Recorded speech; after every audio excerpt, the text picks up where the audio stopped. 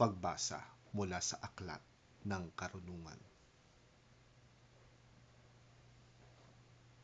Mga hari, pakinggan ninyo ito at unawain.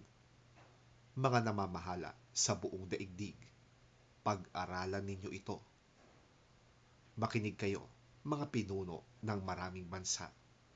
Kayo na ang ipinagmamalaki ay ang lawak ng inyong mga nasasakupan. Ang pamamahala ninyo'y kaloob ng Panginoon at ang kapangyarihan mula sa kataas-taasang Diyos. Siya ang susuri ng inyong mga gawa at sisiyasat ng inyong mga panukala. Kung hindi kayo magiging tapat sa inyong pamamahala ng kanyang kaharian, kung hindi ninyo susundin ang kautusan, at kung hindi kayo mamumuhay ayon sa kanyang kalooban, darating agad siya at kayo'y paparusahan ng mabigat. Walang katulad ang bigat ng parusang inilalaan niya sa mga namumuno at makapangyarihan. Ang mga aba ay kahahabagan at patatawarin, ngunit ang mga nasa kapangyarihan ay mahigpit na hahatulan.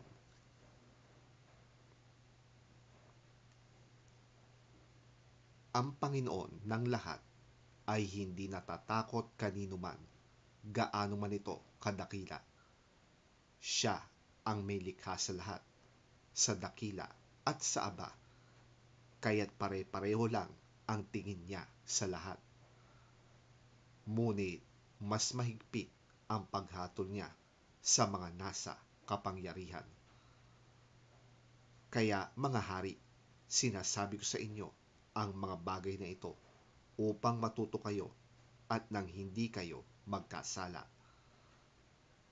Ito ay mga banal na bagay, at kung gagamitin ninyo sa paraang banal, kayo rin ay magiging banal.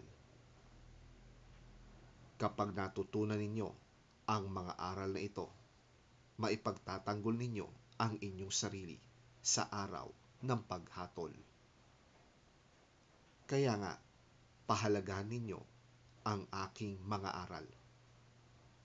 Unawain ninyo ito at kayo'y matututo.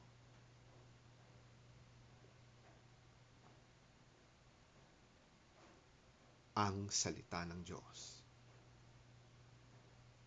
Salamat sa Diyos.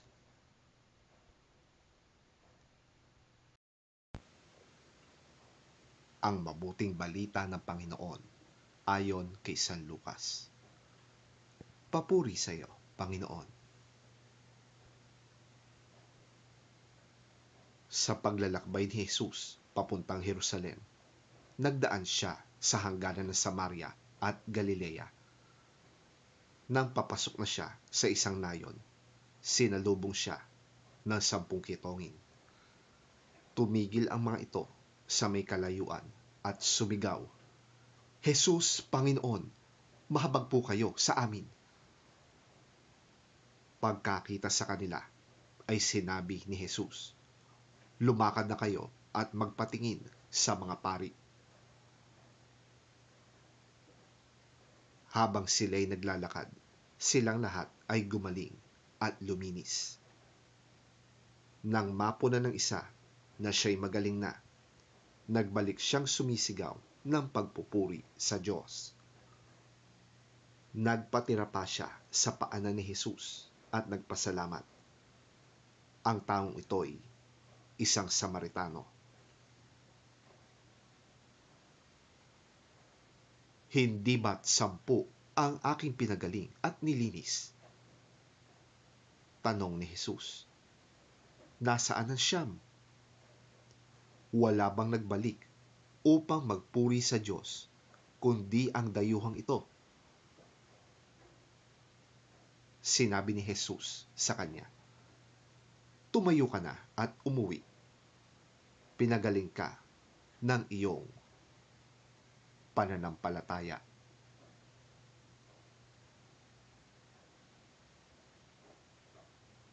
ang mabuting balita ng ating Panginoon. Pinupuri ka namin, Panginoong Hesukristo.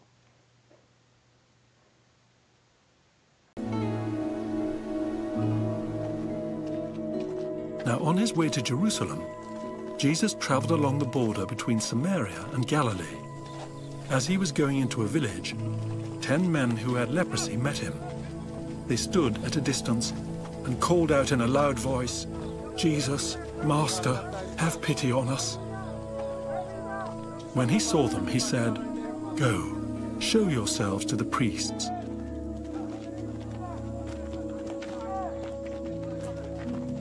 And as they went, they were cleansed.